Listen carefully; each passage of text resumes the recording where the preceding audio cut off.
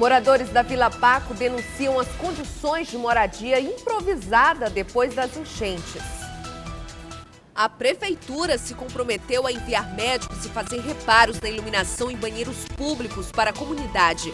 Vigilância Sanitária divulga laudos sobre a qualidade da água mineral comercializada em São Luís.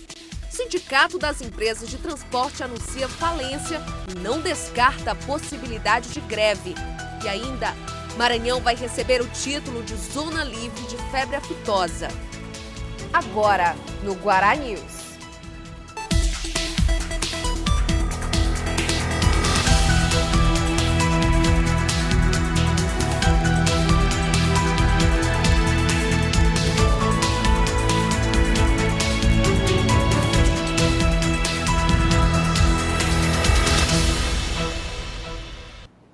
Olá, boa tarde.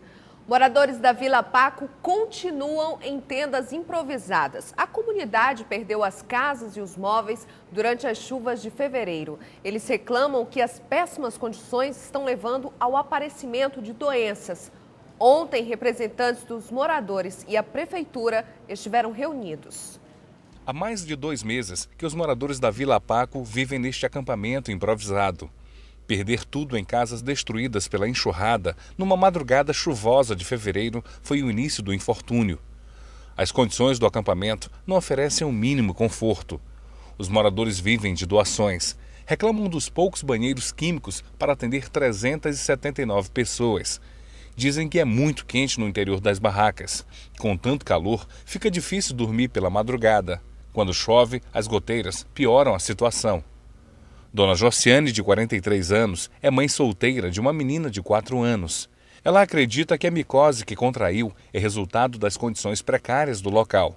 Como todos os moradores, ela tem muito do que se queixar. Eu de água já agora, já molhou o colchão, não tem nem onde dormir, nem minha filha dormir. Ontem só ela que dormiu, eu fiquei a noite todinha acordada, porque não tinha onde eu dormir. 2 crianças, 2 irmãos. Eles conseguem colecionar decepções e sonhos. Com um abraço no cachorro, o menino de 7 anos parece se agarrar a poucos vestígios de esperança. É ruim, porque a gente se fica sem água, comida pra gente. Hoje a gente não tomamos café. O presidente da Associação dos Moradores da APACO fala da reunião que uma comissão de moradores do acampamento teve com representantes da prefeitura. Diz que o prefeito Edivaldo Holanda Júnior se comprometeu a realizar ações de curto, médio e longo prazo. De imediato, a questão da saúde, né? A questão da saúde, que será resolvida como emergencial, e a questão também da melhoria de acesso à comunidade, que está intrafegável, e o legislativo municipal, o poder municipal conhece. E também a questão de abastecimento de água potável, que fica por encargo da CAEMA, né? Que a comissão de vereadores se encarregou de resolver esse problema, procurar a CAEMA.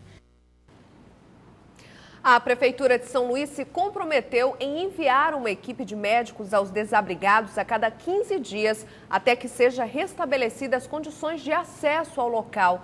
A Prefeitura também irá substituir as lâmpadas nos postes e uma equipe da Secretaria de Obras e Serviços do município vai verificar a possibilidade de construção de banheiros provisórios. O Sindicato das Empresas de Transporte anunciou que está entrando em falência e não tem como atender às exigências dos rodoviários. A situação pode levar a uma nova greve no sistema de transporte público da capital. A notícia da pré-falência do Sindicato das Empresas de Transporte de Passageiros de São Luís foi anunciada durante uma reunião entre a categoria e os rodoviários nesta terça-feira. O presidente do SET aponta uma série de fatores que contribuem para que isso aconteça. Entre eles, o congelamento da tarifa e a gratuidade em número excessivo. Apenas 50% da população da cidade paga a passagem integralmente. O quadro realmente é muito complicado e isso o sindicato já vem sinalizando há vários anos. Todo o período de negociação com os trabalhadores, o sindicato vem trabalhando e explicando para a população e para as autoridades esse quadro que caminharia para a falência das empresas e agora a situação chegou ao limite. Estão agendadas 4 reuniões entre o Sindicato das Empresas de Transporte de Passageiros de São Luís e o Sindicato dos Rodoviários para chegar a um acordo. Segundo o SET, atender a todas as exigências dos rodoviários seria quase impossível neste momento de crise.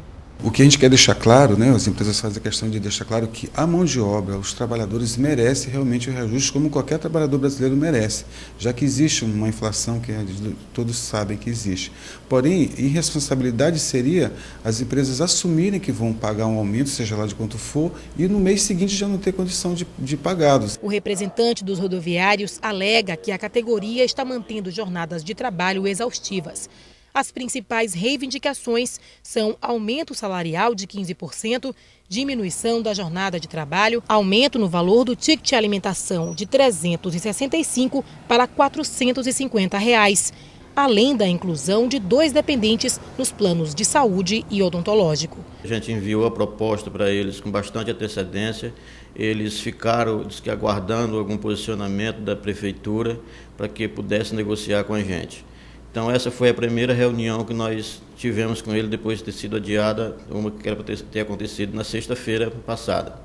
E aí não houve avanço nenhum nessa reunião de ontem, porque eles continuam dizendo que não tem condições de dar reajuste de salário se não tiver um reajustamento com relação à tarifa.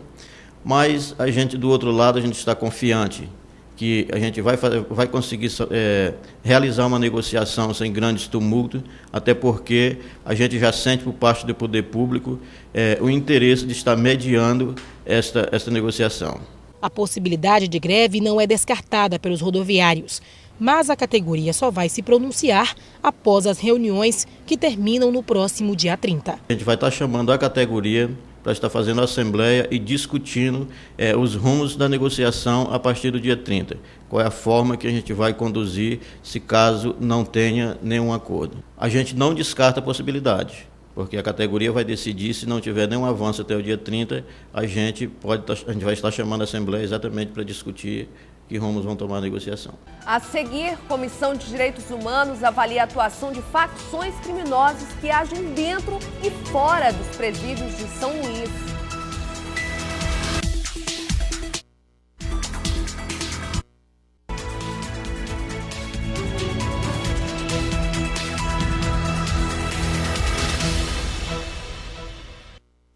Começam a ser ouvidas no próximo mês as testemunhas do caso Décio Sá. 13 pessoas foram indiciadas e 7 estão presas. Agora o Ministério Público vai solicitar a presença de Jonathan Souza, acusado de ter praticado o crime no dia das oitivas.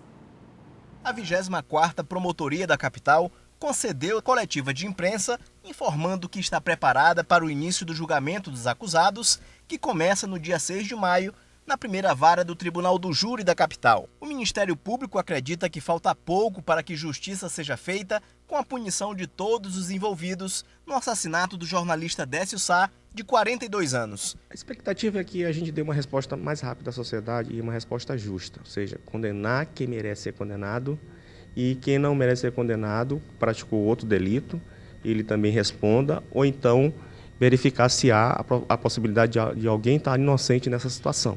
12 pessoas foram indiciadas pela morte do jornalista Décio Sá. 7 estão presas, 4 estão em liberdade e 1 está foragida. Nesta fase de instrução processual, Jonathan de Souza, assassino de Décio, será ouvido por videoconferência, mas o Ministério Público quer a presença dele no dia do julgamento. O Jonathan ele não virá para o julgamento nessa fase inicial, mas vai ser pedido pelo Ministério Público que ele compareça para ser ouvido.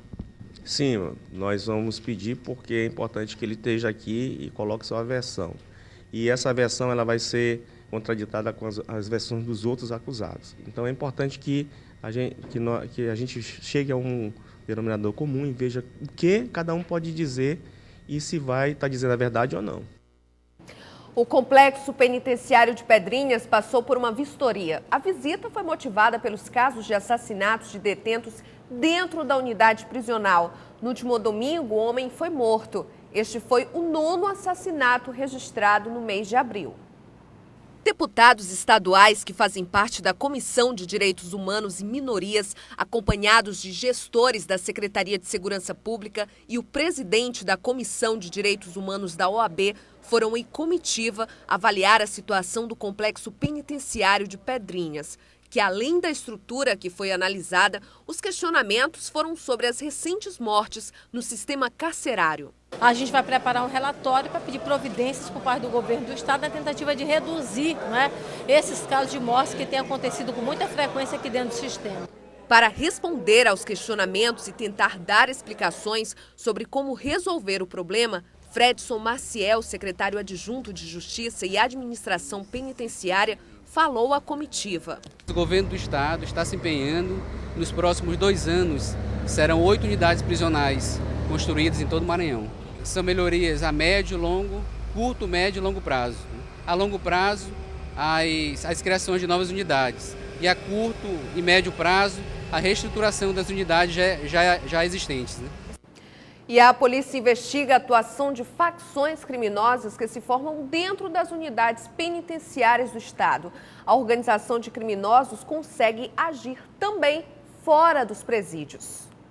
Há 4 anos, a polícia investiga as ações de grupos que estariam agindo dentro do complexo penitenciário. Algumas facções já foram identificadas, como o 1º Comando do Maranhão, o PCM, Anjos da Morte, Bonde do 40 e Anjos do Mal. A rivalidade entre elas tem ocasionado vários assassinatos, o que chamou a atenção da Comissão de Direitos Humanos da OAB Maranhão. E há uma tendência muito perigosa e preocupante no sentido de que não vamos parar por aí.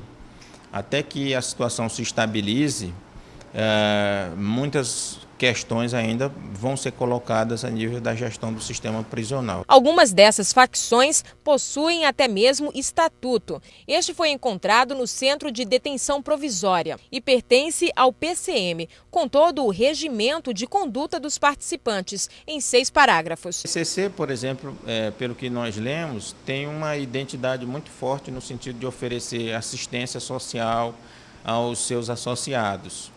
Mas também é um grupo que atua muito fortemente no sentido de disciplinar os presos, de organizar os pavilhões, no sentido de conter as rivalidades, mas também é um grupo que consegue fazer grandes mobilizações no sentido de desestabilizar o sistema. Esses grupos travam verdadeiras guerras pelo controle do tráfico de drogas dentro do complexo penitenciário. E essas ações se estendem para o lado de fora dos muros dos presídios. Segundo o secretário de Justiça e Administração Penitenciária, as facções se sustentam dentro dos presídios por meio dos aliados, fora dos cárceres. A investigação corre em sigilo. Então, esses são trabalhos sigilosos por parte da Polícia Judiciária juntamente com a SSP e que vem assim fazendo não só o monitoramento de investigações, dando suporte à CEJAP naquilo que diz respeito à questão da prevenção e, ao mesmo tempo, a possível, no futuro próximo, a erradicação dessas facções que, infelizmente, elas nascem extramuro penitenciário e se encontram no intramuro penitenciário, porque o fim do crime são 2, é a cadeia ou o cemitério. De acordo com o secretário, para diminuir o número de mortes e enfraquecer as facções criminosas, algumas medidas serão tomadas, como a construção de um presídio de segurança máxima para abrigar somente presos periculosos. Temos ações no sentido de hoje de, acima de tudo, humanizar os presídios. O presídio hoje está um barril de embrutecimento dos nossos presos, dos nossos apenados. Por exemplo, o presídio São Luís 1 e 2, ali nunca teve visita de familiares dentro dos blocos. Poxa, então isso é péssimo, porque embrutece um homem, o embrutecimento não ajuda na ressocialização, não ajuda na reintegração, e nós abrimos pela primeira vez na história do Presídio São Luís 1 e 2 os blocos para que as famílias tivessem acesso. Um policial civil foi morto ontem à noite em um bar que fica próximo ao bairro Coab. Segundo o Sindicato da Polícia Civil, o policial Nilson Fonseca de Santana, de 52 anos, reagiu e foi atingido com um tiro. Um dos assaltantes, identificado como Ricardo Maicon Silva Marques, foi preso no hospital. Ele foi baleado nas costas, levado à unidade de saúde pelo outro bandido que conseguiu fugir. O policial está sendo velado na Pax União, no centro da cidade. O enterro será hoje no cemitério do Vinhais. E um outro caso chamou a atenção. Um adolescente de 14 anos foi apreendido por policiais na escola Aide Chaves, localizada no bairro Angelim, com um revólver. O jovem havia roubado o celular de um colega de sala de aula e teria ameaçado caso denunciasse. A direção da escola chamou a polícia, que achou a arma escondida na mochila do adolescente. No próximo bloco, em novo laudo, Vigilância Sanitária Estadual não encontra irregularidades em distribuidoras de água mineral de São Luís.